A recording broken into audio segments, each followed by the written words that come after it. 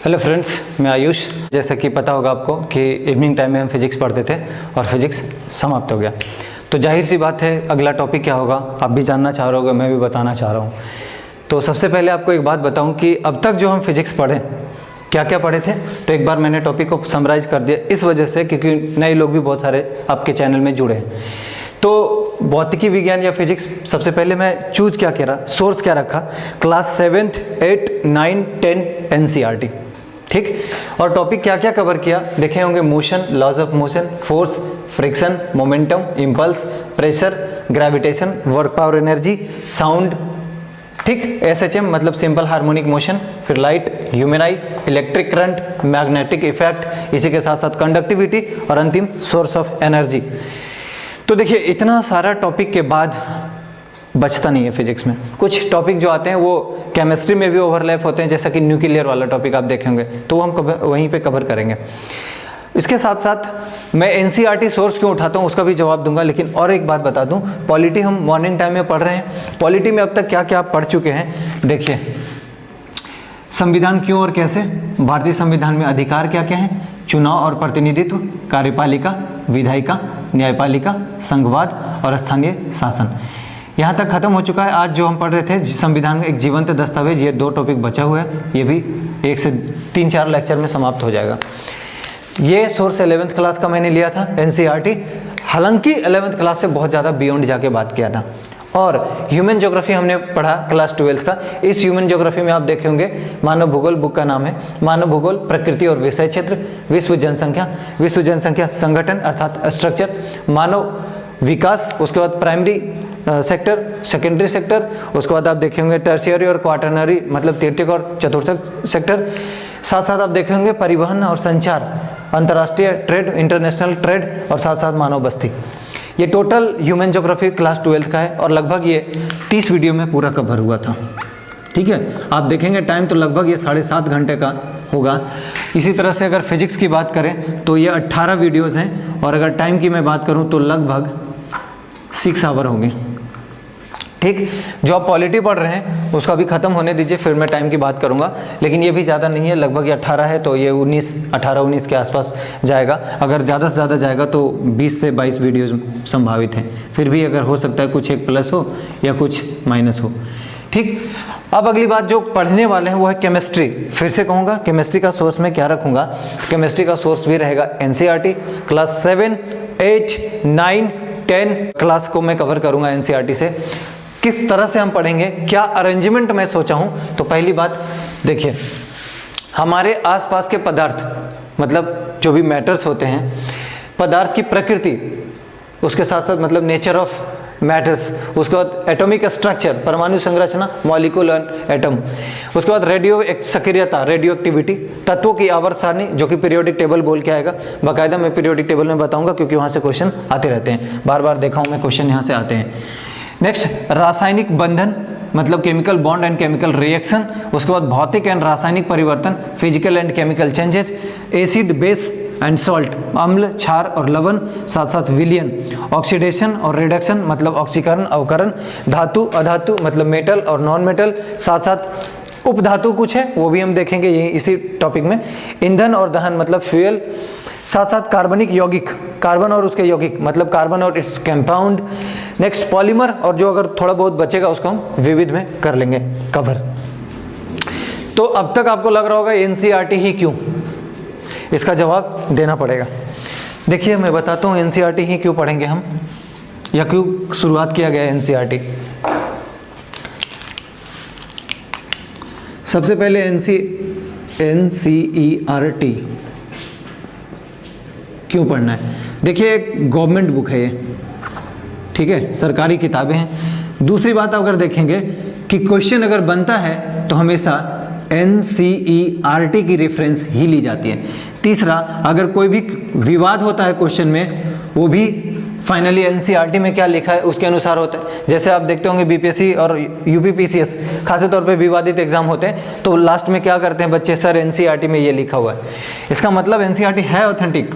चौथी बात अगर मैं करूं तो आप बहुत सारे टॉपर स्टॉक सुनते होंगे, इसमें भी आपको पता चलता होगा कि भाई NCERT पढ़ना ये बहुत ज़्यादा इम्पोर्टेंट है। ठीक है, तो आप इस पे भी फोकस करिएगा। साथ साथ NCERT, इसमें ऐसा क्या नहीं लिखा है जो किसी को लगता है कि NCERT इंपॉर्टेंट नहीं है।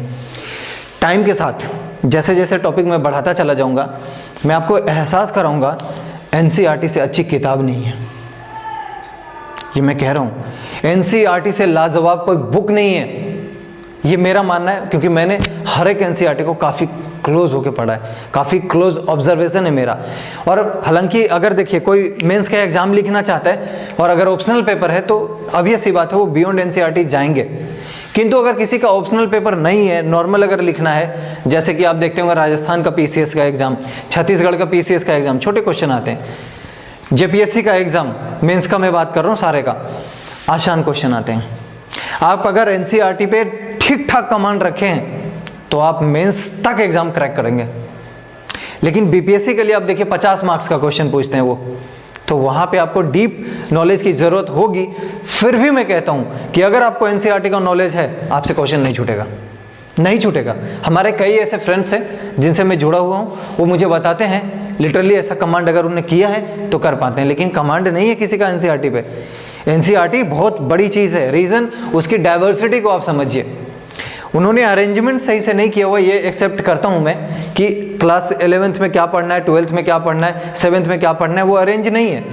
जिस तरह से मैं आपको बता रहा हूँ कि 7th 8 9 10 कवर कराने की कोशिश कर रहा हूँ, तो अगर एक से ज़्यादा टॉपिक किसी में आता है तो मैं क्या बोलता हूँ कि उसका एक वीडियो में बनाता हूँ, उसी का पार्ट 1 B C ऐसा हो सकता है। लेकिन कोई अगर 8 मैंने कोई चैप्टर डिसाइड किया कि चैप्टर नंबर 8 है, तो 8 का A, 8 का B, 8 का C, 8 का D, जो इस तरह से जाता है वो अलग अलग क्लास का लेक्चर होता है। और मैं क्या चाहता हूं कि सारे को एक जगह समराइज कर दूं, ऐसी फैसिलिटी और कहां मिलेगी। मैं पूरी और मेरी टीम पूरी कोशिश करती है कि आपके पास बेस्ट कंटेंट जाए। और तरीका क्या होता है मेरा, वो भी मैं आपको बताऊंगा। जब जब भी मैंने आपको NCERT पढ़ाने की कोशिश किया, तो किसी भी कंटेंट में या किसी भी टॉपिक में अगर मैं बात करूं, तो जो भी हम लोग का रनिंग टॉपिक होता है, उस टॉपिक में क्या तरीका होता है, देखिए जो भी टॉपिक चल रहा है उसमें करंट अफेयर्स जोड़ देता हूँ। साथ साथ आप देखते होंगे कि कोई भी अगर गवर्नमेंट स्कीम है या गवर्नमेंट पॉलिसी है तो उसको भी मैं ऐड करता हुआ चलता हूँ। तीसरी बात अगर देखेंगे, फ्लो चार्ट बनाता चलता हूँ। और अगली बात मैं कहूँ तो सिनॉप्सिस आप लोग सुनते होंगे, वो भी मैं बनाता चलता हूँ। तो आपके लिए कितना आसान हो जाता है चीज़ों को समझना। इसलिए मैं एक बार फिर आपसे रिक्वेस्ट करूँगा कि टॉपिक जो जैसे मैं अरेंज करता हूँ, एक्चुअली मैं भी पहले सोचता हूँ, सारे टॉपिक को मैं लिखता हूँ, उसके बाद मैं डिसाइड करता हूँ कि किस तरह से मुझे लेकर चलना चाहिए, क्योंकि सब सब्जेक्ट में जुड़ाव है। अगर मैं हिस्ट्री पढ़ा रहा हूँ तो पॉलिटी जुड़ा हुआ है, और पॉलिटी पढ़ा रहा हूँ तो ज्योग्राफी जुड़ा हुआ है। जो मुझे शुरुआत से फॉलो कर रहे होंगे, थोड़ा टाइम रुकिए, जैसे ही मैं हिस्ट्री में आऊँगा ज्योग्राफी का भरपूर यूज लूँगा, और जैसे ही ज्योग्राफी में जाऊँगा हिस्ट्री का भरपूर यूज लूँगा। लेकिन अगर किसी का समझ नहीं है सब्जेक्ट का, तो कभी भी आप मेंस नहीं लिख सकते, आपका हाथ नहीं चलेगा। क्योंकि मेंस में कभी भी सीधा प्रश्न नहीं होते, वो 2-3 सब्जेक्ट को जोड़ना चाहता है और ऐसा ही क्वेश्चन आता है। और अगर ऐसे क्वेश्चन को आप अटेम्प्ट करते हो तो फिर आपको सैल्यूट है, आप में दम है। समझ पा रहे हैं बात?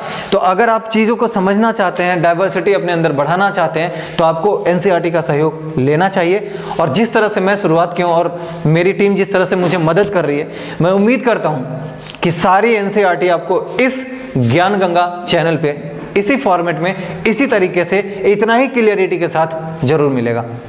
ठीक है, लगभग इस चैनल को बनाए हुए आज 1 महीना हुआ, क्योंकि पिछले 6 तारीख के आसपास चैनल बना था।